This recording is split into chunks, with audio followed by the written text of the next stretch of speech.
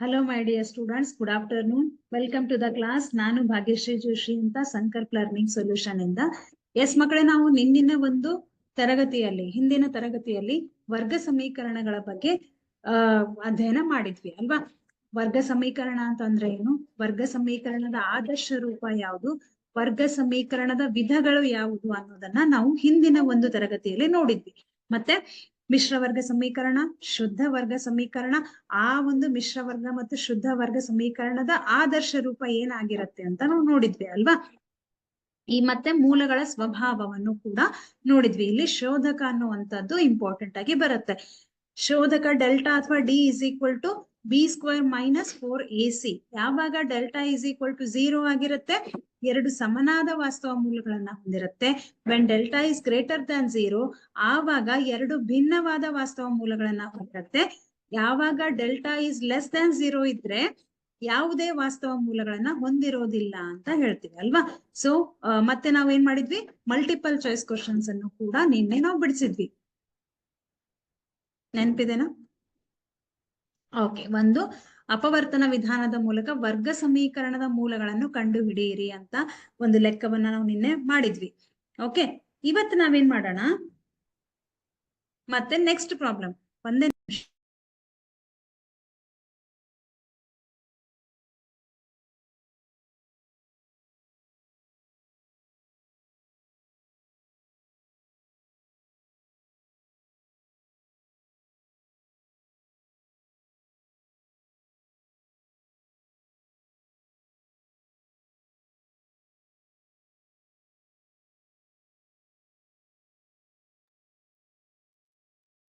S, ಅಪವರ್ತನ ವಿಧಾನದ ಮೂಲಕ ನಾವು ನಿನ್ನೆ 2 ಲೆಕ್ಕಗಳನ್ನ ಬಿಡಿಸಿದ್ವಿ ಅಲ್ವಾ.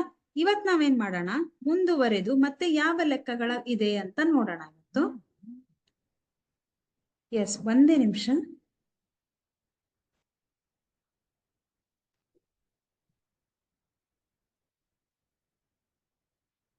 ಓಕೆ.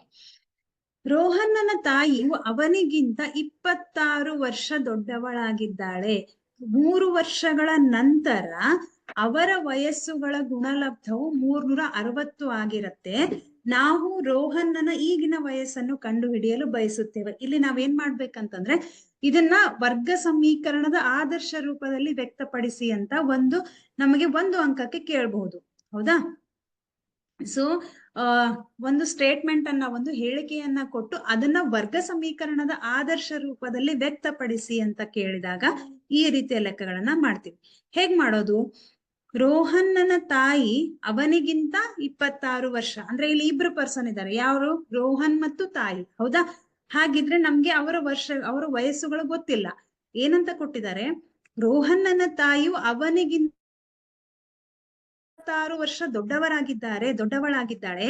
3 ವರ್ಷಗಳ ನಂತರ ಅವರ ವಯಸ್ಸುಗಳ ಗುಣಲಬ್ಧವು 360 ಆಗಿರುತ್ತದೆ ಅಂತ ಕೊಟ್ಟಿದ್ದಾರೆ.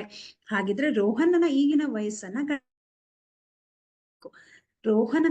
ನಾವೇನ್ ಮಾಡೋಣ, ರೋಹನ್ನನ ವಯಸ್ಸು ಎಕ್ಸ್ ಅಂತ ತಗೊಳ್ಳೋಣ, ನಮಗ್ ಗೊತ್ತಿಲ್ಲ, ಹೌದಾ.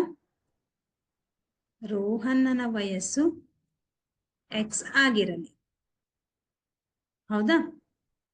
ರೋಹನ್ನನ ತಾಯಿಯ ವಯಸ್ಸು ಎಷ್ಟು ಜಾಸ್ತಿ ಆಗಿದೆ, 26 ವರ್ಷ ಅಂದ್ರೆ ಎಕ್ಸ್ ಪ್ಲಸ್ 26 ಅಲ್ವಾ. ರೋಹನ್ನನ ತಾಯಿಯ ವಯಸ್ಸು ಅವನಿಗಿಂತ 26 ವರ್ಷ ದೊಡ್ಡವರಾಗಿದ್ದಾರೆ. ಎಕ್ಸ್ ಪ್ಲಸ್ 26 ಆಗತ್ತಾ, ದೊಡ್ಡವರು ಆಗಿದ್ದಾರೆ ಅಂದ್ರೆ ಎಕ್ಸ್ ಪ್ಲಸ್ 26 ಆಗತ್ತೆ. 3 ವರ್ಷಗಳ ನಂತರ, ಸೊ 3 ವರ್ಷಗಳ ನಂತರ ಅಂದಾಗ ಇಬ್ಬರಿಗೂ ಕೂಡ 3 ವರ್ಷದ ನಂತರ ಮಾಡ್ಬೇಕು ಅಲ್ವಾ. ಸೊ 3 ವರ್ಷಗಳ ನಂತರ, 3 ವರ್ಷಗಳ ನಂತರ ಅಂದ್ರೆ ರೋಹನನಿಗೂ 3 ವರ್ಷ, ಅವರ ತಾಯಿಗೂ 3 ವರ್ಷ, 26 ಪ್ಲಸ್ 3 ಅಲ್ವಾ. 26 ಪ್ಲಸ್ 3 ಎಷ್ಟಾಗತ್ತೆ, ಇದು x plus 3 is equal to x plus 29 ಆಗತ್ತೆ. 3 ವರ್ಷಗಳ ನಂತರ ಅವರ ವಯಸ್ಸುಗಳ ಗುಣಲಬ್ಧವು 360 ಅಂತ ಕೊಟ್ಟಿದ್ದಾರೆ, ಹೌದಾ. ಅವರಿಬ್ಬರ ವಯಸ್ಸುಗಳ ಗುಣಲಬ್ಧ 360 ಅಂತ ಕೊಟ್ಟಿದ್ದಾರೆ. ಯಾರ ಇಬ್ರು ವಯಸ್ಸು, ರೋಹನ್ ಮತ್ತು ಅವನ ತಾಯಿಯ ವಯಸ್ಸು. ಇಲ್ಲಿ ನೋಡಿದ್ರೆ ಇದು ರೋಹನ್ನನ ವಯಸ್ಸು, ಇದು ಅವನ ತಾಯಿಯ ವಯಸ್ಸು. ಇವೆರಡರ ಗುಣಲಬ್ಧ 360 ಅಂತ ಕೊಟ್ಟಿದ್ದಾರೆ. ಗುಣಲಬ್ಧ ಅಂದಾಗ x+3 ಇಂಟು x+29 ಮಾಡ್ತೀವ, is equal to 360. Sorry degree ಯಾಕಾಯ್ತು ಇದು, ಎಸ್. ಸೊ 360 ಆಯ್ತಾ. x+3 x+29 is equal to 360 ಅಂತ ಕೊಟ್ಟಿದ್ದಾರೆ.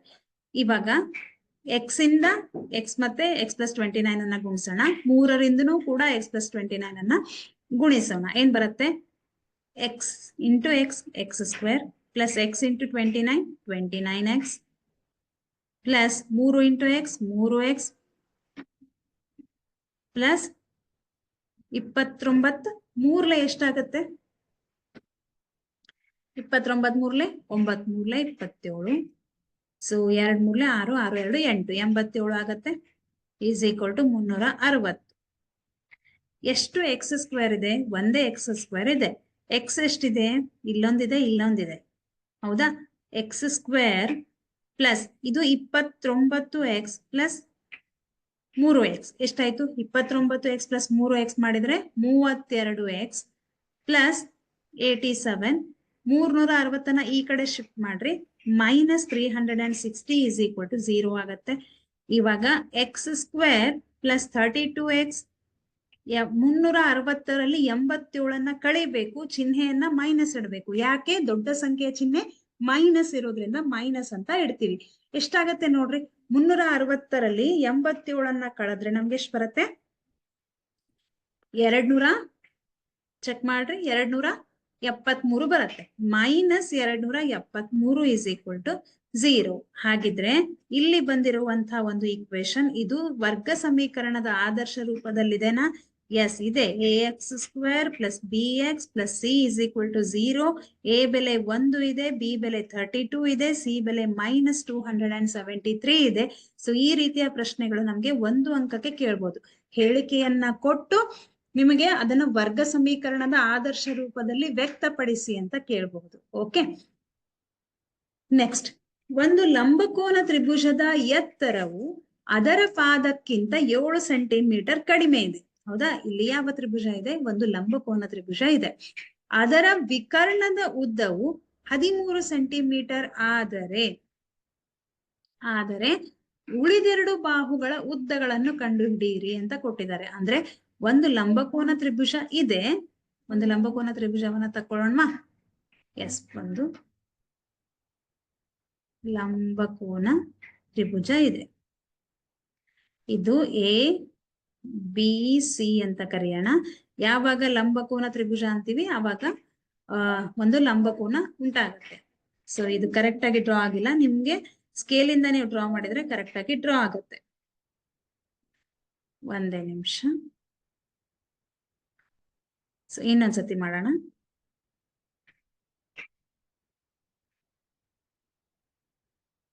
ಎಸ್, ಸೊ ಇವಾಗ ABC ಇಲ್ಲಿ ಒಂದು ಲಂಬಕೋನ ಉಂಟಾಗಿದೆ, ಬಿ ನಲ್ಲಿ ಲಂಬಕೋನ ಉಂಟಾಗಿದೆ. 90 ಡಿಗ್ರಿ ಲಂಬಕೋನ ಅಂದ್ರೆ 90 ಡಿಗ್ರಿ ಅಲ್ವಾ. ಏನ್ ಕೊಟ್ಟಿದ್ದಾರೆ, ಒಂದು ಲಂಬಕೋನ ತ್ರಿಭುಜದ ಎತ್ತರವು ಅದರ ಪಾದಕ್ಕಿಂತ 7 ಸೆಂಟಿಮೀಟರ್ ಕಡಿಮೆ ಇದೆ. ಎತ್ತರ ಅಂದ್ರೆ ಯಾವ್ದಿಲ್ಲಿ, AB ಎತ್ತರ, BC ಏನಿದು ಈ ತ್ರಿಭುಜದ ಪಾದ. ಹಾಗಿದ್ರೆ ಎತ್ತರ ಏನಿದೆ ಪಾದಕ್ಕಿಂತ 7 ಸೆಂಟಿಮೀಟರ್ ಕಡಿಮೆ ಇದೆ. ಪಾದವನ್ನ x ಅಂತ ತಗೊಂಡ್ರೆ ಎತ್ತರ x-7 ಸೆಂಟಿಮೀಟರ್ ಆಗತ್ತೆ ಅಲ್ವಾ. ವಿಕರ್ಣದ ಉದ್ದ ಕೊಟ್ಟಿದ್ದಾರೆ 13 ಸೆಂಟಿಮೀಟರ್ ಅಂತ ಕೊಟ್ಟಿದ್ದಾರೆ. ಓಕೆ, ಬರ್ಕೊಳ್ಳೋಣ. ಲಂಬಕೋನ ತ್ರಿಭುಜದ ಪಾದ BC, ಹೌದಾ, ಪಾದ BC is equal to x centimetre. ಎತ್ತರ AB is equal to x-7 centimetre. ಹಾಗೆ ವಿಕರ್ಣ ಗೊತ್ತಿದೆ ನಮ್ಗೆ ಎಷ್ಟಂತ, ವಿಕರ್ಣ AC is equal to 13 centimetre. ಯಾವಾಗ ನಮಗೆ ಒಂದು ಲಂಬಕೋನ ತ್ರಿಭುಜ ಇದ್ದಾಗ, ನಾವು ಈ ರೀತಿಯ ಅಳತೆಗಳು ಗೊತ್ತಿದ್ದಾಗ ನಾವು ಪೈಥಾಗೋರಸ್ ಪ್ರಮೇಯವನ್ನ ಉಪಯೋಗಿಸಬಹುದಾ? ಪೈಥಾಗೋರಸ್ನ ಪ್ರಮೇಯದ ಪ್ರಕಾರ, ಪೈಥಾಗೋರಸ್ನ ಪ್ರಮೇಯದ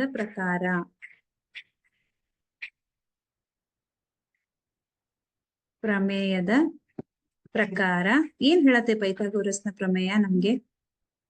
ವಿಕರ್ಣದ ಮೇಲಿನ ವರ್ಗವು ಉಳಿದೆರಡು ಬಾಹುಗಳ ಮೇಲಿನ ವರ್ಗಗಳ ಮೊತ್ತಕ್ಕೆ ಸಮನಾಗಿರತ್ತೆ. ವಿಕರ್ಣ ಯಾವುದಿದೆ? AC ಇದೆ. ವಿಕರ್ಣದ ಮೇಲಿನ ವರ್ಗವು ಅಂದ್ರೆ ವಿಕರ್ಣದ ವರ್ಗ AC² ಆಗತ್ತೆ. ಉಳಿದೆರಡು ಬಾಹುಗಳ ಯಾವುದು? AB plus BC. ಇವೇ ನೀವು ಉಳಿದೆರಡು ಬಾಹುಗಳ ವರ್ಗಗಳ ಮೊತ್ತಕ್ಕೆ, ಮೊತ್ತ ಅಂದಾಗ ನಾವು ಪ್ಲಸ್ ಸೈನ್ ಯೂಸ್ ಮಾಡ್ತೀವಿ ಅಲ್ವಾ, ವರ್ಗಗಳ ಮೊತ್ತಕ್ಕೆ ಸಮನಾಗಿರತ್ತೆ ಅಂತ ಹೇಳ್ತೀವಿ ಅಲ್ವಾ. ಓಕೆ, ಈಗ ಮಕ್ಕಳೇ ನಮ್ಗೆ AC ಯ ಬೆಲೆ ಗೊತ್ತಿದೆ. ಎಷ್ಟಂತ ಗೊತ್ತಿದೆ? AC ಅಂತಂದ್ರೆ 13 ಸೆಂಟಿಮೀಟರ್. 13ರ ವರ್ಗ ಇಸ್ ಈಕ್ವಲ್ ಟು AB ಅಂತಂದ್ರೆ x-7 whole square plus BC ಅಂತಂದ್ರೆ x². 13ರ ವರ್ಗ ಅಂದ್ರೆ 169 ಗೊತ್ತಿದೆ ನಮ್ಗೆ ಅಲ್ವಾ. 13ರ ವರ್ಗ 13 ಇಂಟು 13 ಮಾಡ್ರಿ ಎಷ್ಟು ಬರುತ್ತೆ? 169 ಬರುತ್ತೆ. x-7 ಹೋಲ್ ಸ್ಕ್ವೇರ್ ಅಂದ್ರೆ ಇದು ಯಾವ ರೂಪದಲ್ಲಿ ಕಾಣಿಸ್ತಾ ಇದೆ ನಿಮ್ಗೆ? a minus b bracket square ರೂಪದಲ್ಲಿ ಕಾಣಿಸ್ತಾ ಇದೆ ಅಲ್ವಾ.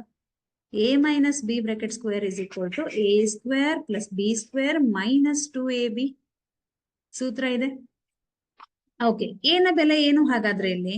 a ಅಂತಂದ್ರೆ x, b ಅಂದ್ರೆ 7, a² ಅಂದ್ರೆ x² ಪ್ಲಸ್ b² ಅಂತಂದ್ರೆ 7² ಮೈನಸ್ 2a ಅಂದ್ರೆ x, b ಅಂತಂದ್ರೆ 7 ಪ್ಲಸ್ x² ಅಲ್ವಾ.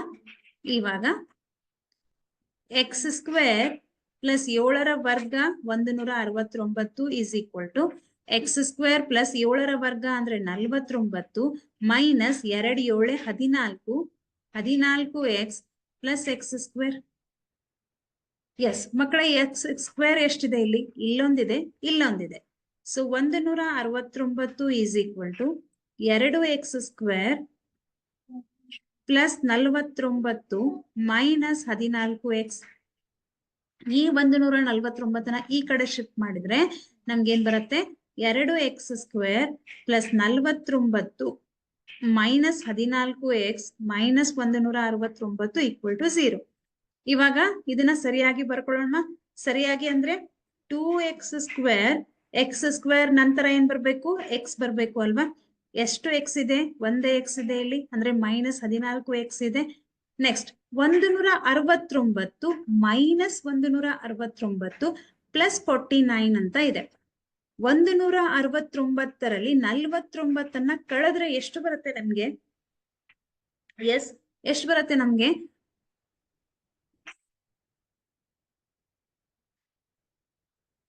120 ಬರುತ್ತೆ. ಹೌದಾ? 120 ಬರುತ್ತೆ. ಈಗ ಇಲ್ಲಿ 2x² ಇದೆ, ಇಲ್ಲಿ 14x ಇದೆ, ಇಲ್ಲಿ 120 ಇದೆ. ಇಲ್ಲಿ ಬಂದಿರುವಂತಹ ಮೂರು ಸಂಖ್ಯೆಗಳು 2ರಿಂದ ಭಾಗ ಹೋಗತ್ತೆ. ಕರೆಕ್ಟ್ ಆಗಿ ನೋಡ್ರಿ. ಯಾಕೆಂದ್ರೆ ನಾವು ಇನ್ನೂ ಸರಳಗೊಳಿಸಬಹುದು ಅಲ್ವಾ. ಇನ್ನೂ ಸುಲಭ ಮಾಡ್ಬೇಕಂದ್ರೆ ಡಿವೈಡೆಡ್ ಬೈ 2 ಮಾಡೋಣ. 2 ಬಂದೆ 2 ಬಂದೆ 2 7 14 2 6 12 0. ಎಷ್ಟಾಯ್ತು? x² minus 7x minus 60 is equal to 0. Yes ಮಕ್ಕಳೇ, ಈಗ ನಮಗೆ ಇಲ್ಲಿ ಬಂದಿರುವಂತಹ ಒಂದು ಸಮೀಕರಣ ಇದು ವರ್ಗ ಸಮೀಕರಣ. ಯಾಕೆ ಅಂದ್ರೆ ಇದು ax² plus bx plus c ರೂಪದಲ್ಲಿ ಇದೆನಾ? ಚೆಕ್ ಮಾಡ್ರಿ ಒಂದ್ಸರ್ತಿ. Yes, it is there. ಯಾಕಂದ್ರೆ a ಅಂದ್ರೆ 1, b ಅಂದ್ರೆ -7, c ಅಂದ್ರೆ -60. ಹಾಗಿದ್ರೆ ಇದು ಒಂದು ವರ್ಗ ಸಮೀಕರಣ ಆಯ್ತು. ಇವಾಗ ನಾನೇನ್ ಮಾಡ್ತೀನಿ? ಮೂಲಗಳನ್ನ ಕಂಡುಹಿಡಿಬೇಕು. ಮೂಲಗಳನ್ನ ಕಂಡು ಹಿಡಿಬೇಕಾದ್ರೆ ಒಂದೇ ನಿಮಿಷ. ಎಸ್, ಮೂಲಗಳನ್ನ ಕಂಡು ಹಿಡಿಬೇಕಂದ್ರೆ ಮತ್ತೆ ನಾವು ಅಪವರ್ತನ ವಿಧಾನವನ್ನ ಬಳಸೋಣ. ಎಸ್, ಸೊ ಅಪವರ್ತನ ವಿಧಾನವನ್ನ ಬಳಸ್ಬೇಕಾದ್ರೆ a ಇಂಟು ಸಿ ಮಾಡ್ತೀರಾ. a ಅಂದ್ರೆ 1 ಇದೆ, c ಅಂದ್ರೆ 60 ಇದೆ. 1 60 ಗುಣಿಸಿದಾಗ 60 ಬರ್ಬೇಕು. ಕೂಡಿದಾಗ ಅಥವಾ ಕಳೆದಾಗ ಮಧ್ಯದ ಪದ -7 ಬರ್ಬೇಕು. ಯಾವ ಎರಡು ಸಂಖ್ಯೆಗಳು? ಒಂದ್ಸತಿ ಯೋಚನೆ ಮಾಡ್ರಿ. 12 5 60. 12ರಲ್ಲಿ 5 ಕಳೆದ್ರೆ ನಮ್ಗೆ 7 ಬರುತ್ತೆ. ಆದ್ರೆ ಚಿಹ್ನೆ ಏನಿದೆ ಇಲ್ಲಿ? ಇಲ್ಲಿ ಮೈನಸ್ ಇದೆ, ಇಲ್ಲೂ ಕೂಡ ಮೈನಸ್ ಇದೆ. ಹಾಗಿದ್ರೆ ನಾನೇನ್ ಮಾಡ್ತೀನಿ? ಇಲ್ಲಿ ಮೈನಸ್ ಬರ್ಬೇಕಾದ್ರೆ ದೊಡ್ಡ ಸಂಖ್ಯೆಗೆ ಮೈನಸ್ ಹಾಕೋಣ, ಚಿಕ್ಕ ಸಂಖ್ಯೆಗೆ ಪ್ಲಸ್ ಹಾಕೋಣ. -12 + 5 ಮಾಡಿದ್ರೆ ನಮಗೆ -7 ಬರುತ್ತೆ. -12 × 5 ಮಾಡಿದ್ರೆ ನಮ್ಗೆ -60 ಬರುತ್ತೆ. ಮೈನಸ್ ಇಂಟು ಪ್ಲಸ್ ಮೈನಸ್ ಆಗತ್ತೆ. ಬಂತ? ಬರ್ಕೊಳ್ಳೋಣ. x² - 12x + 5x - 60 = 0. ಮತ್ತೆ ಎರಡು ಗುಂಪುಗಳನ್ನ ಮಾಡೋಣ. ಇಲ್ಲಿ x ಕಾಮನ್ ಇದೆ, ಸೊ x -12 ಉಳಿತು ಬ್ರಾಕೆಟ್ ಅಲ್ಲಿ, ಪ್ಲಸ್ ಇಲ್ಲಿ 60 ಅಂದ್ರೆ 12 5 60, ಇಲ್ಲೂ 5 ಇದೆ, ಇಲ್ಲೂ 5 ಇದೆ, ಸೊ 5ಅನ್ನ ಸಾಮಾನ್ಯವಾಗಿ ತೆಗೆಯೋಣ. x - 12 = 0. ಹೌದಾ? 5 ಹೊರಗೆ ಬಂದ್ರೆ ಇಲ್ಲಿ 12 ಮಾತ್ರ ಉಳಿತು, so x - 12 minus into plus minus ಆಗತ್ತೆ. ಎರಡು ಅಪವರ್ತನಗಳು ಸಿಕ್ತು ನಮ್ಗೆ. x - 12 ಅಂತ ಒಂದು ಅಪವರ್ತನ, x + 5 = 0. ಇದು ಒಂದು ಅಪವರ್ತನ, ಇದು ಒಂದು ಅಪವರ್ತನ. ಇವಾಗ ಈ ಎರಡು ಅಪವರ್ತನಗಳನ್ನ = 0 ಮಾಡೋಣ. x - 12 = 0, x + 5 = 0. ಸೊ -12 ಈ ಕಡೆ ಟ್ರಾನ್ಸ್ಫರ್ ಮಾಡಿದ್ರೆ x = 12 ಬರುತ್ತೆ. ಇದು x = -5 ಬರುತ್ತೆ ಅಲ್ವಾ? -5 ಬರುತ್ತೆ. ಈಗ ನಮ್ಗೇನ್ ಬೇಕು? ಉಳಿದೆರಡು ಬಾಹುಗಳ ಉದ್ದಗಳನ್ನು ಕಂಡು ಹಿಡಿಯಿರಿ ಅಂತಂದ್ರೆ ಬೇಸ್ ಅಂದ್ರೆ ಪಾದ ಮತ್ತು ಎತ್ತರವನ್ನ ನಾವು ಕಂಡು ಹಿಡಿಬೇಕು ಅಲ್ವಾ? ಪಾದ ಅಂದ್ರೆ x ಅಂತ ತಗೊಂಡಿದೀವಿ. ಯಾವಾಗ ಒಂದು ತ್ರಿಭುಜದಲ್ಲಿ ಅಳತೆಗಳು ಅಂದ್ರೆ ತ್ರಿಭುಜದ ಬಾಹುಗಳ ಅಳತೆಗಳು ನೆಗೆಟಿವ್ ಇರೋದನ್ನ ನೋಡಿದೀರಾ? ಇಲ್ಲ ಅಲ್ವಾ? ಯಾವಾಗ್ಲೂ ಕೂಡ ಅಳತೆಗಳು ಏನಾಗಿರುತ್ತೆ? ಬಾಹುಗಳ ಅಳತೆಗಳು ಪಾಸಿಟಿವ್ ಆಗಿ ಇರುತ್ತೆ, ಅಂದ್ರೆ ಧನಾತ್ಮಕವಾಗಿರುತ್ತೆ. ಹಾಗಾಗಿ ಇಲ್ಲಿ ನೆಗೆಟಿವ್ ವ್ಯಾಲ್ಯೂವನ್ನ ತಗೊಳ್ಳೋದು ಬೇಡ. Positive value ಯಾವ್ದಿದೆ? +12 ಇದೆ ಅಲ್ವಾ? ಸೊ ಇದನ್ನ ತಗೊಳ್ಳೋಣ. ಹಾಗಿದ್ರೆ ಪಾದ BC = 12 ಸೆಂಟಿಮೀಟರ್, ಎತ್ತರ AB = x - 7. ಸೊ 12 - 7, 12ರಲ್ಲಿ 7ಅನ್ನ ಕಳೆದ್ರೆ 5 ಸೆಂಟಿಮೀಟರ್ ಬರುತ್ತೆ. ಹಾಗಿದ್ರೆ ಎತ್ತರ ಎಷ್ಟಾಯ್ತು? ಎತ್ತರ 5 ಸೆಂಟಿಮೀಟರ್, ಪಾದ 12 ಸೆಂಟಿಮೀಟರ್. 12 ಸೆಂಟಿಮೀಟರ್. ಸೊ ಎತ್ತರ 5 ಸೆಂಟಿಮೀಟರ್ ಆಯ್ತು, ಪಾದ 12 ಸೆಂಟಿಮೀಟರ್ ಆಯ್ತು. ಇದು ನಮಗೆ 3 ಅಂಕಗಳಿಗೆ ಬರುವಂತಹ ಪ್ರಶ್ನೆ. ಈಸಿ ಇದೆ ಅಲ್ವಾ? ಎಷ್ಟು ನಮ್ಗೆ ಸ್ಟಾರ್ಟಿಂಗ್ ಅಲ್ಲಿ x - 7 ಇಷ್ಟು ಗೊತ್ತಾದ್ರೆ ಪೈಥಾಗೋರಸ್ ಪ್ರಮೇಯವನ್ನ ಬಳಸ್ತೀರಾ. ಪೈಥಾಗೋರಸ್ನ ಪ್ರಮೇಯವನ್ನ ಬಳಸಿದ್ಮೇಲೆ ನಮಗೆ ಅದು ವರ್ಗ ಸಮೀಕರಣ ರೂಪದಲ್ಲಿ ಬರುತ್ತೆ. ಈ ವರ್ಗ ಸಮೀಕರಣ ಬಂತ, ನೆಕ್ಸ್ಟ್ ನಾವೇನ್ ಮಾಡ್ತೀವಿ? ಮೂಲಗಳನ್ನ ಕಂಡುಹಿಡಿತೀವಿ. ಯಾವ ರೀತಿ ಮೂಲಗಳನ್ನ ಕಂಡುಹಿಡಿತೀರಾ? by using factorization method, that is ಅಪವರ್ತನ ವಿಧಾನ. ಅಪವರ್ತನ ವಿಧಾನದ ಮೂಲಕ ನಾವೇನ್ ಮಾಡ್ಬೋದು? ಅಳತೆಗಳನ್ನ ಕಂಡುಹಿಡಿದ್ವಿ. ಹೌದಾ? ಅದು ಪಾದ x = 12 ಸೆಂಟಿಮೀಟರ್, ಎತ್ತರ x = 5 ಸೆಂಟಿಮೀಟರ್. 12 - 7 5 ಸೆಂಟಿಮೀಟರ್ ಆಯ್ತು ಅಲ್ವಾ? ನೆಕ್ಸ್ಟ್ ಪ್ರಾಬ್ಲಮ್ ಅನ್ನ ಬಿಡಿಸೋಣ. ಒಂದು ಆಯತಾಕಾರದ ಹೊಲದ ಕರ್ಣವು ಅದರ ಚಿಕ್ಕ ಬಾಹುವಿಗಿಂತ 60 ಮೀಟರ್ ಹೆಚ್ಚಾಗಿದೆ. ಅದರ ದೊಡ್ಡ ಬಾಹು ಚಿಕ್ಕ ಬಾಹುವಿಗಿಂತ 30 ಮೀಟರ್ ಹೆಚ್ಚಾಗಿದ್ದರೆ ಆ ಹೊಲದ ಬಾಹುಗಳ ಉದ್ದಗಳನ್ನು ಕಂಡುಹಿಡಿಯಿರಿ ಅಂತ ಹೇಳಿದ್ದಾರೆ. ಎಸ್ ಮಕ್ಕಳೇ, ಇಲ್ಲಿ ಹೊಲ ಇದೆ. ಈ ಹೊಲ ಯಾವ ಆಕಾರದಲ್ಲಿದೆ? ಹೊಲ ಯಾವ ಆಕಾರದಲ್ಲಿದೆ? ನಮ್ಗೆ ಆಯತಾಕಾರದಲ್ಲಿದೆ ಅಲ್ವಾ? ನೋಡ್ರಿ, ಆಯತಾಕಾರದ ಹೊಲದ ಕರ್ಣವು ಎಷ್ಟಂತ ಕೊಟ್ಟಿದ್ದಾರೆ? ಆಯತಾಕಾರ ಅಂದ್ರೆ ಒಂದು ಆಯತಾಕಾರದ ಹೊಲ ಇದೆ. ಎಸ್, ಸೊ ಇದು ಆಯತಾಕಾರ. ಕರ್ಣವು ಅದರ ಚಿಕ್ಕ ಬಾಹುವಿಗಿಂತ 60 ಮೀಟರ್ ಹೆಚ್ಚಾಗಿದೆ. ಒಂದು ಕರ್ಣವನ್ನ ಡ್ರಾ ಮಾಡೋಣ. ಹೇಗೆ ಎಳಿತೀರಾ ಕರ್ಣವನ್ನ? ಇದನ್ನ ನಾವು ABCD ಅಂತ ಕರೆದ್ರೆ, A ದಿಂದ C ವರೆಗೂ ನೀವು ಒಂದು ರೇಖೆಯನ್ನ ಜೋಡಿಸಿದ್ರೆ ಇದು ಕರ್ಣ ಆಗತ್ತೆ. ಹೌದು ಅಲ್ವಾ? ಇದು ನಮ್ಗೆ ಏನಾಯ್ತು? ಕರ್ಣ ಆಯ್ತು.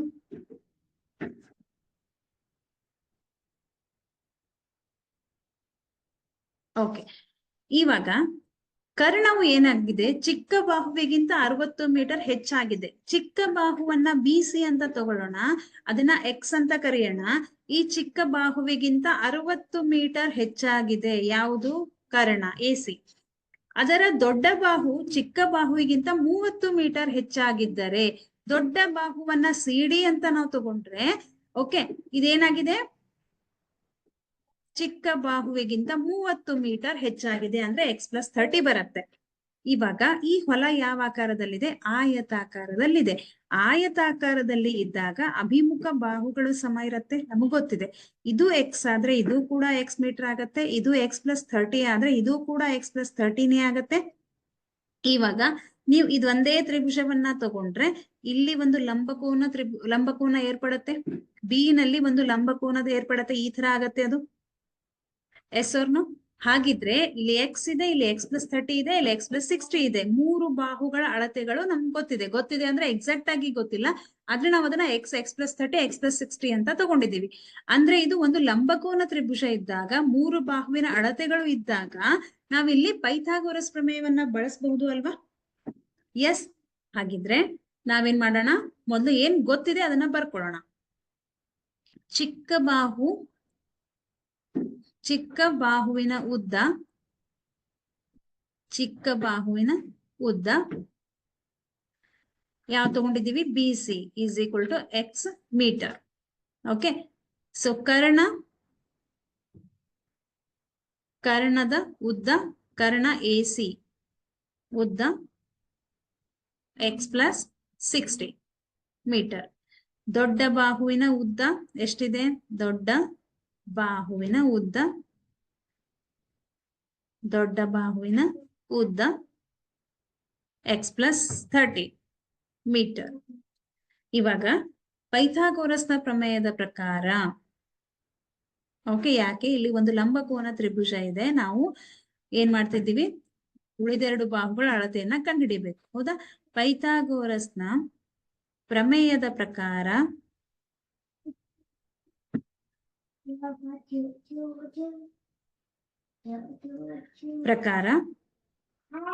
ವಿಕರ್ಣದ ಮೇಲಿನ ವರ್ಗವು ಉಳಿದೆರಡು ಬಾಹುಗಳ ಮೇಲಿನ ವರ್ಗಗಳ ಮೊತ್ತಕ್ಕೆ ಸಮನಾಗಿರುತ್ತೆ. ನಾವಾಗ್ಲೇ ನೋಡಿದ್ವಿ, ಹೌದಾ? AC² is equal to AB² plus BC². ನಾವೀಗ ತ್ರಿಭುಜ ABC ಅನ್ನ ತಗೊಂಡಿದೀವಿ, ಹಾಗಾಗಿ AC² is equal to AB² plus BC². AC² ನ ಬೆಲೆ ಎಷ್ಟಿದೆ? x+60 whole square, right, is equal to AB ಯ ಬೆಲೆ x+30 whole square plus BC ಯ ಬೆಲೆ x². ಇವಾಗ ಇಲ್ಲಿ x+60 ಇದೆ ಅಲ್ವಾ, ಇದು A+B ಬ್ರಾಕೆಟ್ ಸ್ಕ್ವೇರ್ ರೂಪದಲ್ಲಿದೆ.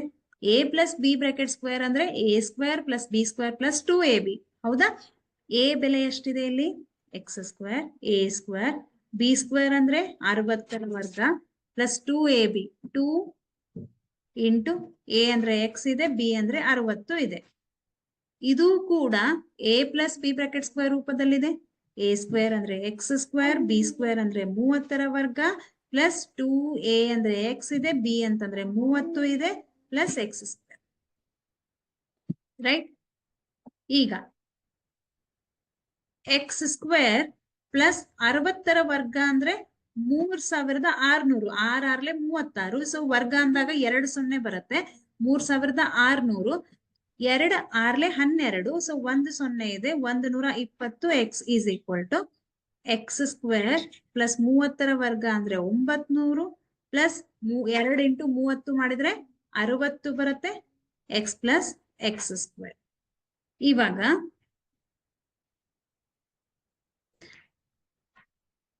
x²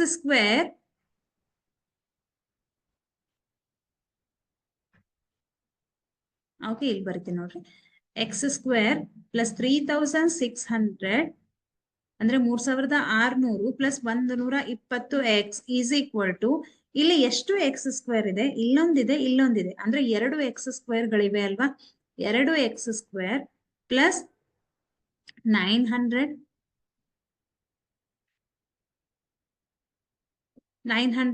plus 60x. ಇವಾಗ ಏನ್ ಮಾಡೋಣ, ಈ x² ಪ್ಲಸ್ 3600 ಪ್ಲಸ್ 120x ನ ಈ ಕಡೆ ಶಿಫ್ಟ್ ಮಾಡಿದ್ರೆ ಎಲ್ಲಾ ಚಿಹ್ನೆಗಳು ಚೇಂಜ್ ಆಗತ್ತೆ, ಹೌದು ಅಲ್ವಾ? 2x² plus 900 plus 60x minus x² minus 3600 minus 120x is equal to 0. ಇವಾಗ x² ಗಳೆಷ್ಟಿವೆ? ಇಲ್ಲೊಂದಿದೆ, ಇಲ್ಲೊಂದಿದೆ. x ಎಷ್ಟಿದೆ? ಇಲ್ಲೊಂದಿದೆ, ಇಲ್ಲೊಂದಿದೆ. ಕಾನ್ಸ್ಟಂಟ್ ಟರ್ಮ್ಸ್ ಎಷ್ಟಿದೆ? ಇಲ್ಲೊಂದಿದೆ, ಇಲ್ಲೊಂದಿದೆ ಅಲ್ವಾ? ಸೊ 2x² ಅಲ್ಲಿ ಒಂದು x² ಅನ್ನ ಕಳೆದ್ರೆ ಎಷ್ಟು ಬರುತ್ತೆ? x² ಬರುತ್ತೆ. ಅಂದ್ರೆ 2x² ಮೈನಸ್ x² ಮಾಡಿದ್ರೆ x² ಬರುತ್ತೆ. x ನೋಡೋಣ, ಇಲ್ಲಿ 120x ಇದೆ, ಇಲ್ಲಿ 60x ಇದೆ, ಇಲ್ಲಿ ಮೈನಸ್ ಇದೆ, ಇಲ್ಲಿ ಪ್ಲಸ್ ಇದೆ. -120 ಅಲ್ಲಿ +60 ಅನ್ನ ಕಳೆದ್ರೆ -60x ಬರುತ್ತೆ ಅಲ್ವಾ? ನೆಕ್ಸ್ಟ್ ಏನಿದೆ? ಕಾನ್ಸ್ಟಂಟ್ ಟರ್ಮ್ಸ್ ನೋಡ್ರಿ, 3600 ಮೈನಸ್ 900 ನೋಡ್ರಿ, ಇದು ಮೈನಸ್ ಇದೆ, ಇದು ಪ್ಲಸ್ ಇದೆ. ಸೊ 3600 ಮೈನಸ್ 900 ಮಾಡಿದ್ರೆ ನಿಮ್ಗೆ ಎಷ್ಟು ಬರುತ್ತೆ? 2700 ಬರುತ್ತೆ.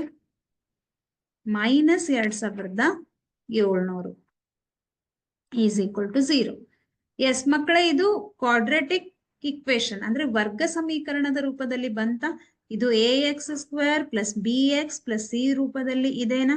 a ಅಂತಂದ್ರೆ 1, b ಅಂತಂದ್ರೆ -60, c ಅಂತಂದ್ರೆ -2700. ಓಕೆ, ಇವಾಗ ನಾನೇನ್ ಮಾಡ್ಬೇಕು? ಮೂಲಗಳನ್ನ ಕಂಡುಹಿಡಿಬೇಕು. ಹೇಗ್ ಕಂಡುಹಿಡಿಯೋದು? ಯಾವಾಗ ನಮಗೆ ವರ್ಗ ಸಮೀಕರಣ ಸಿಕ್ತು ಆವಾಗ ನಾನು ಅಪವರ್ತನ ವಿಧಾನವನ್ನ ಬಳಸ್ತೀನಿ. 1 × 2700 ಮಾಡಿದ್ರೆ 2700 ಬರುತ್ತೆ, ಹೌದಾ? ಸೊ 2700 ಅಂತಂದ್ರೆ, ಒಂದೇ ನಿಮಿಷ, ಎಸ್, 2700 ಅಂತಂದ್ರೆ ಗುಣಿಸಿದಾಗ 2700 ಬರ್ಬೇಕು, ಮತ್ತೆ ಕೂಡಿದಾಗ ಅಥವಾ ಕಳೆದಾಗ ಮಧ್ಯದ ಪದ -60 ಬರ್ಬೇಕು. ಯಾವ ಎರಡು ಸಂಖ್ಯೆಗಳು? ಚೆಕ್ ಮಾಡ್ರಿ ಒಂದ್ಸರ್ತಿ. 9 3 27 ಅಂದ್ರೆ 90 × 30 ಮಾಡಿದ್ರೆ 2700 ಸಿಗತ್ತೆ. 90ರಲ್ಲಿ 30 ಕಳೆದ್ರೆ 60 ಬರುತ್ತೆ, ಹೌದು ಅಲ್ವಾ? ನಾನೇನಾದ್ರೂ -90 + 30 ಅಂತ ತಗೊಂಡ್ರೆ -90 × +30 ಮಾಡಿದ್ರೆ -2700 ಸಿಗತ್ತೆ. -90 ಅಲ್ಲಿ +30 ಕಳೆದ್ರೆ 90ರಲ್ಲಿ 30 ಕಳೆದ್ರೆ 60 ಬರುತ್ತೆ. ದೊಡ್ಡ ಸಂಖ್ಯೆಯ ಚಿಹ್ನೆ ಮೈನಸ್ ಇರೋದ್ರಿಂದ -60 ಆಯ್ತು. ಹಾಗಿದ್ರೆ ಇದನ್ನ ಹೇಗ್ ಬರೀತೀನಿ? x² -90x + 30x -2700 is equal to 0 ಅಂತ ಬರೆಯೋಣ. ಇಲ್ಲಿ ಗ್ರೂಪ್ ಮಾಡೋಣ. ಮಧ್ಯದ ಪದವನ್ನ ವಿಭಜಿಸುವ ವಿಧಾನ ಅಂತಲೂ ಕರಿತೀವಿ ಇದನ್ನ, ಹೌದಾ? ಸೊ ಇಲ್ಲಿ x ಕಾಮನ್ ಇದೆ, x -90, ಇಲ್ಲಿ 30 ಕಾಮನ್ ಆಗತ್ತೆ. ಯಾಕಂದ್ರೆ 2700 ಅನ್ನ 90 × 30 ಅಂತ ಬರೀತೀರಾ. 30 ಇಲ್ಲೂ ಇದೆ, ಇಲ್ಲೂ ಇದೆ. ಸೊ 30 ಕಾಮನ್ ಆಗಿ ತೆಗಿಯೋಣ. x -90 ಉಳಿಯತ್ತೆ, ಹೌದಲ್ವಾ? ಇವಾಗ x -90 ಒಂದು ಅಪವರ್ತನ, x + 30 ಈಸ್ ಈಕ್ವಲ್ ಟು 0 ಇದು ಇನ್ನೊಂದು ಅಪವರ್ತನ. ಈಕ್ವಲ್ ಟು 0 ಮಾಡೋಣ. x -90 equal to 0, x + 30 equal to 0. So -90 ಈ ಕಡೆ ಶಿಫ್ಟ್ ಮಾಡಿದ್ರೆ ಅದು +90 ಬರುತ್ತೆ. ಇದು x ಇಸ್ ಈಕ್ವಲ್ ಟು -30 ಬರುತ್ತೆ. ಅಂದ್ರೆ ನಮ್ಗೇನ್ ಬೇಕು? ಹೊಲದ ಬಾಹುಗಳ ಉದ್ದಗಳನ್ನ ಕಂಡು ಹಿಡಿಯಿರಿ ಅಂತ ಹೇಳಿದ್ರೆ ನಾವು ಏನಂತ ತಗೊಂಡಿದೀವಿ? x + 30 x + 60 ಅಂತ ತಗೊಂಡಿದೀವಿ. ಸೊ ಇಲ್ಲಿ ನಮಗೆ ಚಿಕ್ಕ ಬಾಹು, ಇಲ್ಲಿ ಬರಿತೀನಿ ನೋಡಿ, ಚಿಕ್ಕ ಬಾಹು BC is equal to x ಅಂತ ಇದೆ. x ನ ಅಳತೆಯನ್ನ 90 ಮೀಟರ್ ಅಂತ ತಗೊಳ್ಳೋಣ. ಯಾಕೆ? ಬಾಹುಗಳ ಅಳತೆಗಳು ನೆಗೆಟಿವ್ ಆಗಿರಲ್ಲ, ಯಾವಾಗ್ಲೂ ಪಾಸಿಟಿವ್ ಆಗಿರುತ್ತೆ. ಇಲ್ಲಿ -30 ಇದೆ, ಸೊ -30 ಬಿಟ್ಬಿಡೋಣ. ಕರ್ಣ AC is equal to x + 60 ಅಂತ ತಗೊಂಡಿದೀವಿ. ಸೊ x ನ ಬೆಲೆ 90 ಇದೆ, 90 + 60 ಮಾಡಿದ್ರೆ 150 ಮೀಟರ್ ಆಯ್ತು. ಹಾಗೆ ದೊಡ್ಡ ಬಾಹು x + 30 ಈಸ್ ಈಕ್ವಲ್ ಟು 90 + 30 ಮಾಡ್ತೀರಾ, ಎಷ್ಟು ಬರುತ್ತೆ ನಿಮ್ಗೆ? 120 ಮೀಟರ್. ಸೊ ಇದು ನಮಗೆ 4 ಅಂಕಗಳಿಗೆ ಕೇಳುವಂತ ಪ್ರಶ್ನೆ, ಹೌದಾ? ಈಸಿ ಇದೆ ಅಲ್ವಾ? ಏನು ಇಲ್ಲ, ಫಸ್ಟ್ ನಾವು ಕರೆಕ್ಟ್ ಆಗಿ ಪ್ರಶ್ನೆಯನ್ನ ಓದ್ಬೇಕು. ಏನ್ ಕೊಟ್ಟಿದ್ದಾರೆ, ನಾವ್ ಏನನ್ನ ಕಂಡು ಹಿಡಿಬೇಕು ಅನ್ನೋದು ಗೊತ್ತಾದ್ರೆ ಪ್ರಶ್ನೆ ತುಂಬಾ ಈಸಿ ಇದೆ. ಸೊ ಬರ್ಕೊಂಡ್ರಿ ಅಂತ ಭಾವಿಸ್ತೀನಿ. ನೆಕ್ಸ್ಟ್ ಪ್ರಶ್ನೆಗೆ ಹೋಗೋಣ. ಎಸ್, 1 ನಿಮಿಷ ಟೈಮ್ ಕೊಡ್ತೀನಿ, ಬರ್ಕೊಡ್ರಿ.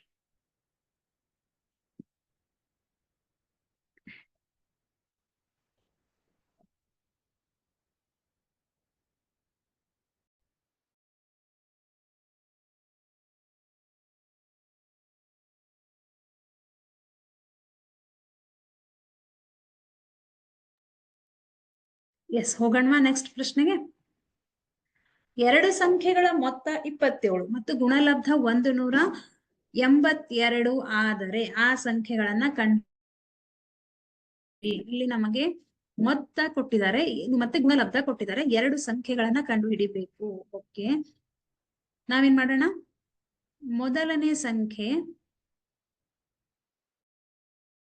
ಏನಂತ ತಗೊಳ್ಳೋಣ, ಎಕ್ಸ್ ಆಗಿರಲಿ. ಯಾಕೆ ನಮ್ಗೆ ಗೊತ್ತಿಲ್ಲ ಏನಂತ ಅಂತ, ಎಷ್ಟು ಅಂತ ಗೊತ್ತಿಲ್ಲ, ಸೊ ಎಕ್ಸ್ ಆಗಿರಲಿ, ಎಕ್ಸ್ ಆಗಿರಲಿ.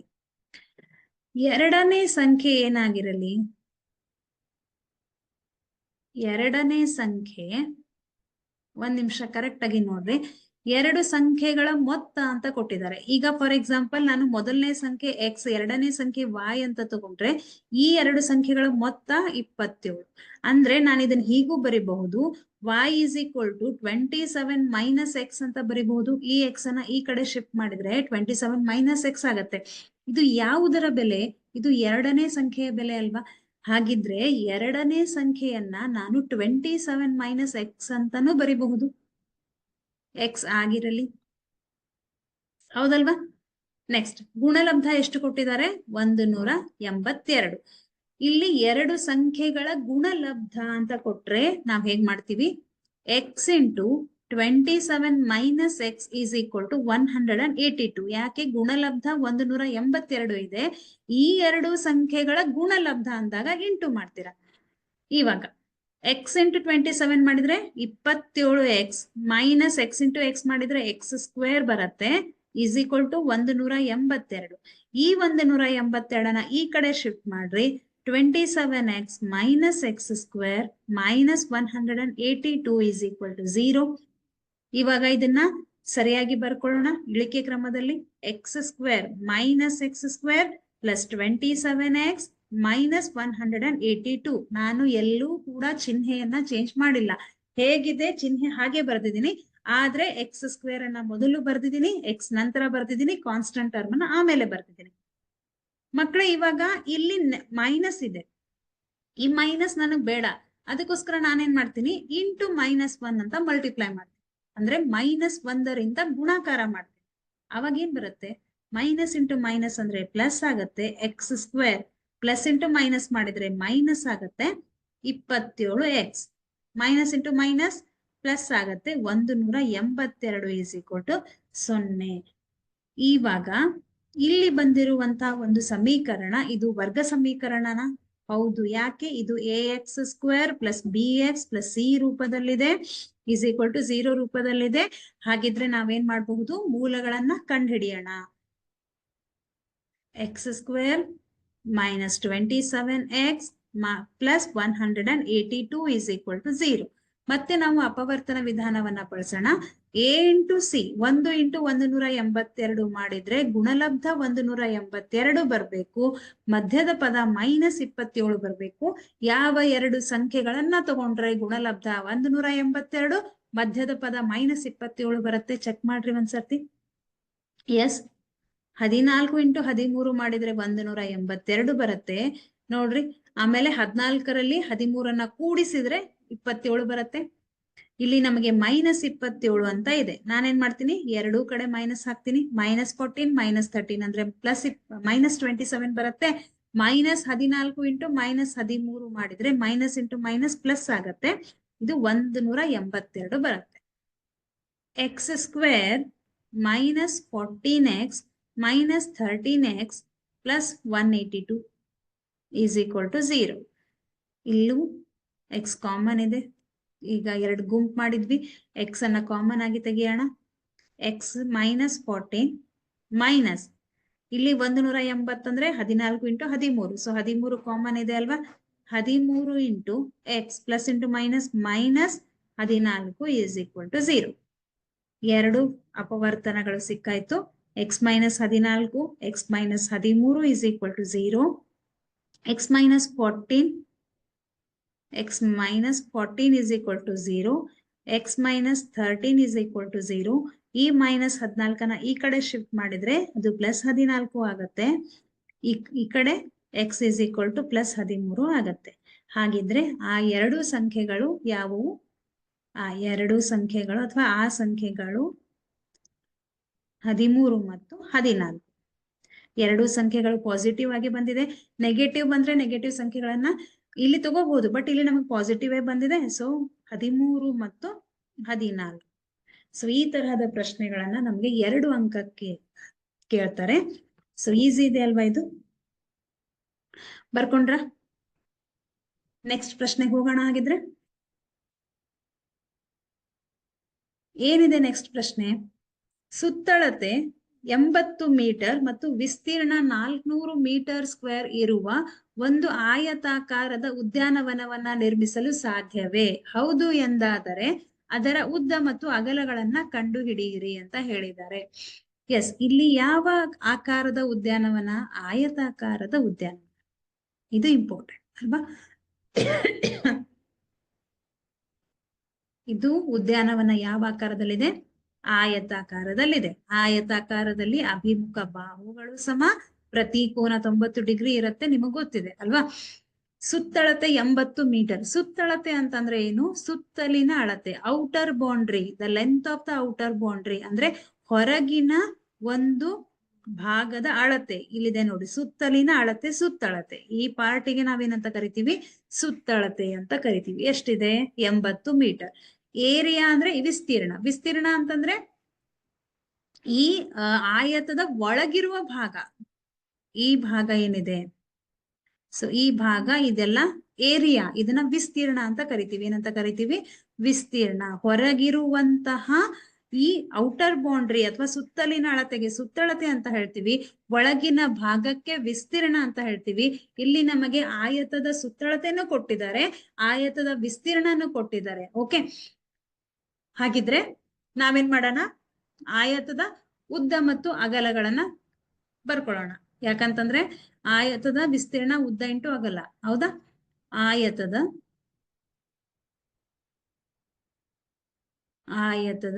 ಉದ್ದ ಮತ್ತು ಅಗಲಗಳು, ಉದ್ದ ಮತ್ತು ಅಗಲಗಳು ಎಲ್ ಮತ್ತು ಬಿ ಆಗಿರಲಿ, ಎಲ್ ಮತ್ತು ಬಿ ಆಗಿರಲಿ. Okay, yes. ಸೊ ನೆಕ್ಸ್ಟ್ ನಮ್ಗೆ ಆಯತದ ಸುತ್ತಳತೆಯನ್ನ ಕಂಡುಹಿಡಿಯುವ ಸೂತ್ರ ಯಾವುದು? ಫಸ್ಟ್ ನಮ್ಗೆ ಆಯತದ ಸುತ್ತಳತೆಯನ್ನ ಕೊಟ್ಟಿದ್ದಾರೆ. ಎಷ್ಟಂತ ಬರ್ಕೊಂಡ್ಬಿಡೋಣ. ಆಯತದ ಸುತ್ತಳತೆ ಎಷ್ಟಿದೆ?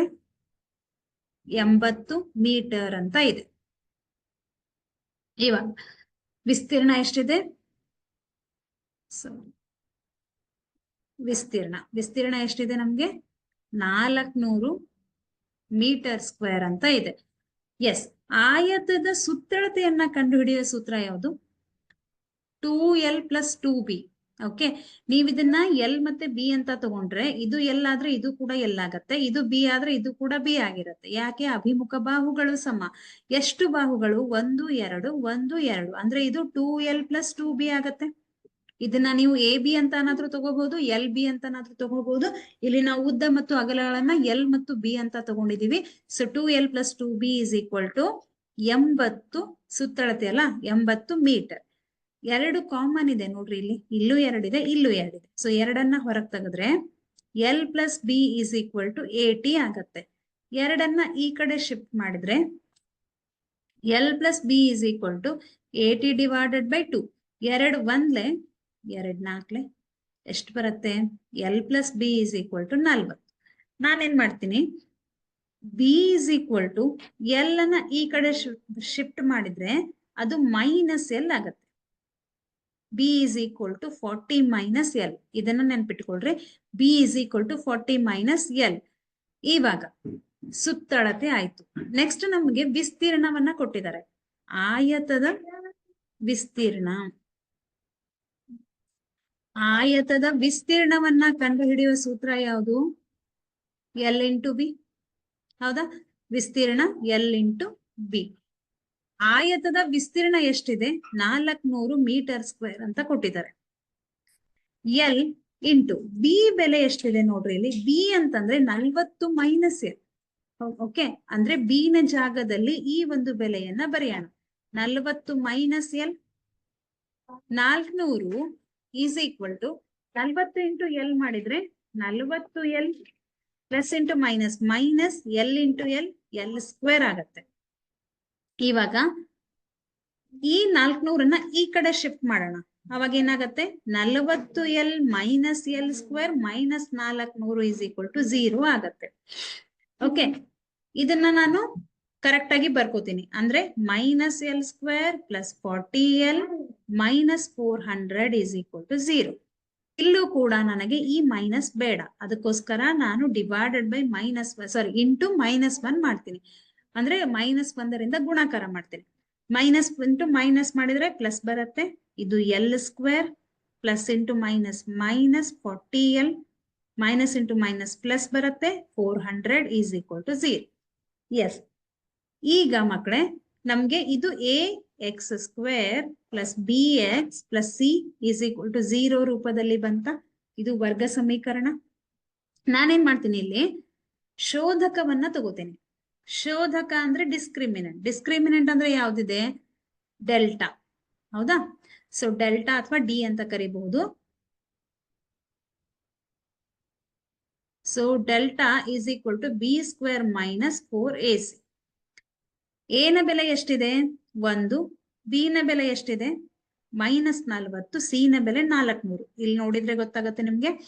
ಬಿ ನ ಬೆಲೆ -40 whole square minus 4 into 1 into 400 ಅಲ್ವಾ.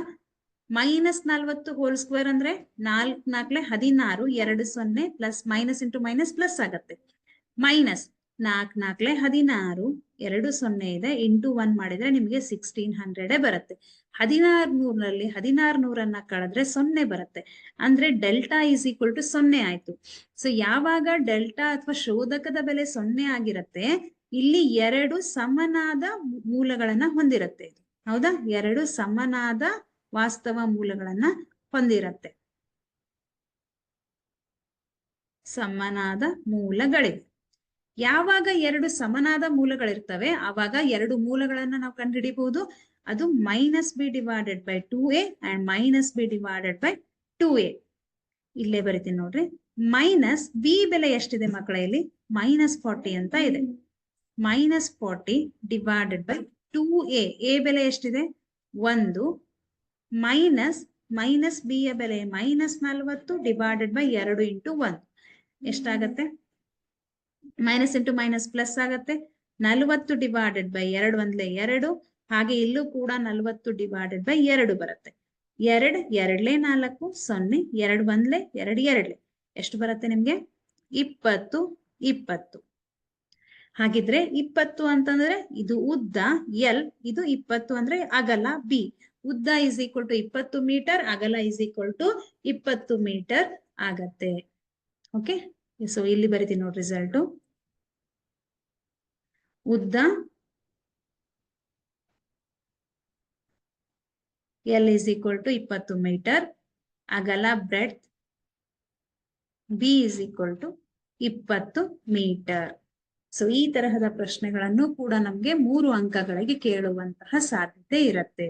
ಸೊ ಈಸಿ ಇದೆ ಅಲ್ವಾ. ಇಲ್ಲಿ ಒಂದೇ ಲೆಕ್ಕದಲ್ಲಿ ಸುತ್ತಳತೆನೂ ಕೊಟ್ಟಿದ್ದಾರೆ, ವಿಸ್ತೀರ್ಣನೂ ಕೊಟ್ಟಿದ್ದಾರೆ, ಮತ್ತೆ ಎಲ್ ಮತ್ತು ಬಿ ಅನ್ನ ಕೇಳಿದ್ದಾರೆ, ಉದ್ದ ಮತ್ತು ಅಗಲವನ್ನ ಕೇಳಿದ್ದಾರೆ. ಅವಾಗ ನಮ್ಗೆ ಸುತ್ತಳತೆಯನ್ನ ಕಂಡುಹಿಡಿಯುವ ಸೂತ್ರ ಗೊತ್ತಿರ್ಬೇಕು. 2l ಪ್ಲಸ್ 2b ಅಲ್ವಾ. 2 ಬಾಹುಗಳು ಸಮ. ಹಾಗೆ 2 ಕಾಮನ್ ಆಗತ್ತೆ. l plus B is equal to 80. ಈ 2 ಅನ್ನ ಇಲ್ಲಿ ಶಿಫ್ಟ್ ಮಾಡ್ತೀರಾ, 40 ಬರುತ್ತೆ. ಸೊ ಬಿ ಯ ಬೆಲೆ ಎಲ್ ಅನ್ನ ಈ ಕಡೆ ಕಳಿಸ್ತೀರಾ, 40 ಮೈನಸ್ ಎಲ್ ಆಯ್ತು. ಆಯತದ ವಿಸ್ತೀರ್ಣ ಎಲ್ ಇಂಟು ಬಿ. ವಿಸ್ತೀರ್ಣ ಗೊತ್ತಿದೆ 400 ಅಂತ. ಎಲ್ ಇಂಟು ಬಿ ಯ ಬೆಲೆ ಇಲ್ಲೇ ನಾವು ಬರ್ಕೊಂಡಿದೀವಿ 40 ಮೈನಸ್ ಎಲ್ ಅಂತ. ಸೊ ಅದನ್ನ ಬರೀತೀರಾ, 40 into L minus L. So 40 into L minus L square. ಈ 400ನ ಈ ಕಡೆ ಶಿಫ್ಟ್ ಮಾಡಿದ್ರೆ -400 ಆಗತ್ತೆ. ಸೊ ಅವಾಗ ಇಂಟು -1 ಮಾಡಿದ್ರೆ L square minus 40l plus 400 is equal to 0. ಈಗ ಇದು ವರ್ಗ ಸಮೀಕರಣ ಆಯ್ತು.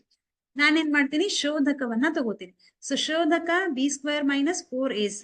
ಬಿ ಯ ಬೆಲೆ ಅಂದ್ರೆ -40 ಸ್ಕ್ವೇರ್ ಮೈನಸ್ 4. ಎ ನ ಬೆಲೆ 1 ಇದೆ, ಸಿ ನ ಬೆಲೆ 400 ಇದೆ.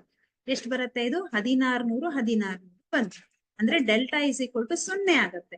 2 ವಾಸ್ತವ ಮೂಲಗಳಿದ್ದಾಗ ನಮ್ಗೆ -b divided by 2a -b divided by 2a ಅನ್ನುವಂತಹ ಮೂಲಗಳು ಸಿಗತ್ತೆ. -b ಮೈನಸ್ ಹಾಗೆ ಇಟ್ಕೊಳ್ರಿ. ಬಿ ನ ಬೆಲೆ -40 ಇದೆ, ಡಿವೈಡೆಡ್ ಬೈ 2 ಇಂಟು ಎ ನ ಬೆಲೆ 1 ಇದೆ, ಹಾಗೆ ಇಲ್ಲೂ ಕೂಡ minus of minus 40 divided by 2 into 1. 40 divided by 2 ಅಂದ್ರೆ 2 ಬಂದ್ರೆ 2 ಎರಡ್ಲೆ. ಹಾಗಿದ್ರೆ ಎಷ್ಟು ಬರುತ್ತೆ ನಮ್ಗೆ? 20 ಮೀಟರ್ ಬಂತು. ಸೊ ಅರ್ಥ ಆಯ್ತು ಅಂತ ಅನ್ಕೋತೀನಿ. ಏನಾದ್ರೂ ಕನ್ಫ್ಯೂಷನ್ ಇದ್ರೆ ನನಗೆ ನೆಕ್ಸ್ಟ್ ಕ್ಲಾಸ್ ಅಲ್ಲಿ ಕಮೆಂಟ್ ಮಾಡ್ರಿ. Okay, yes. ಸೊ ನಾವ್ ಇವತ್ತು 2-3 ಅಂಕದ ಪ್ರಶ್ನೆಗಳನ್ನ ಬಿಡಿಸಿದೀವಿ. ಈ ವರ್ಗ ಸಮೀಕರಣಕ್ಕೆ ಸಂಬಂಧಿಸಿದ ಹಾಗೆ ನಮ್ಗೆ ವರ್ಗ ಸಮೀಕರಣದ ವಿಧಗಳು ಮತ್ತೆ ಮೂಲಗಳ ಸ್ವಭಾವ ಇಷ್ಟರ ಮೇಲೆ ಎಲ್ಲಾ ಲೆಕ್ಕಗಳು ಬರುತ್ತೆ ಅಲ್ವಾ? ಸೊ ಹಾಗಿದ್ರೆ ಮಕ್ಕಳೇ ಚೆನ್ನಾಗಿ ಸ್ಟಡಿ ಮಾಡ್ರಿ. ಯಾವುದೇ ಒಂದು ಅಂಶ ಅಥವಾ ಯಾವುದೇ ಪಾಯಿಂಟ್ ನಿಮ್ಗೆ ಅರ್ಥ ಆಗ್ಲಿಲ್ಲ ಅಂತಂದ್ರೆ ಸೊ ಕಮೆಂಟ್ ಸೆಕ್ಷನ್ ಅಲ್ಲಿ ಕೇಳ್ರಿ, ನಾನ್ ಹೇಳ್ತೀನಿ. ಓಕೆ, ಸೊ ಹಾಗಿದ್ರೆ ಇವತ್ತು ಇಲ್ಲಿಗೆ ಸ್ಟಾಪ್ ಮಾಡೋಣ. ಚೆನ್ನಾಗಿ ಸ್ಟಡಿ ಮಾಡ್ರಿ. All the very best. Thank you so much.